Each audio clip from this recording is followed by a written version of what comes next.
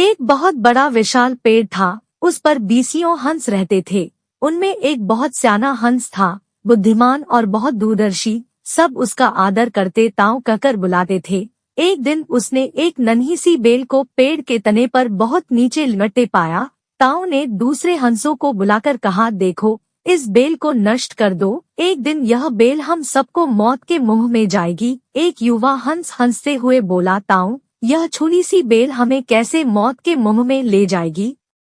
सियाने हंस ने समझाया, आज यह तुम्हें छोटी सी लग रही है, धीरे धीरे यह पेड़ के सारे तने को लपेटा मारकर ऊपर तक आएगी। फिर बेल का तना मोटा होने लगेगा और पेड़ से चिपक जाएगा। तब नीचे से ऊपर तक पेड़ पर चढ़ने के लिए सीढ़ी बन जाएगी। कोई भी शिकारी सीढ़ी के सहारे चढ़कर हम तक पहुंच जाएगा और हम मारे जाएंगे। दूसरे हंस को यकीन न आया, एक छोटी सी बेल कैसे सीढ़ी बनेगी? दूसरे हंस को यकीन न आया, एक छोटी सी बेल कैसे सीढ़ी बनेगी? तीसरा हंस बोला, ताऊ, तू तो एक छोटी सी बेल को खींचकर ज्यादा ही लंबा कर रहा है।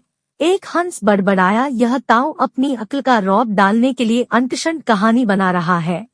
इस प्रकार किसी दूसरे हंस ने ताऊ की बात को गंभीरता से नहीं लिया। इतनी दूर तक देख पाने की उनमें थी। समय बीता रहा, बेल लिपटते लिपटते ऊपर शाखों तक पहुंच गई। बेल का तना मोटा होना शुरू हुआ और सचमुच ही पेड़ के तने पर सीढ़ी बन गई, जिस पर आसानी से चढ़ा जा सकता था। सबको ताऊ की बात की सच्चाई सामने नजर आने लगी, पर अब कुछ नहीं किया जा सकता था, क्योंकि बेल इतनी मजबूत हो गई थी कि उसे नष्ट करना हंसों के बस की बात नहीं थी। एक दिन जब सब हंस दाना चुने बाहर गए हुए थे, तब एक बहेलिया उधर आ निकला। पेड़ पर बनी सीढ़ी को देखते ही उसने पेड़ पर चढ़कर जाल बिछाया और चला गया। सांझ को सारे हंस लौट आए, पेड़ पर उतरे तो बहेलिये के जाल में बुरी तरह फंस गए। जब वे जाल में फंस गए और फड़फड़ाने लगे, तब उन्हें ताऊ की बुद्धिमानी और दूरदर्शिता का पता लगा। सब ताऊ की बात न मानने के लिए लज्जित थे और अपने आप को कोस रहे थे। ताऊ सबसे रुष्ट था और चुप बैठा था।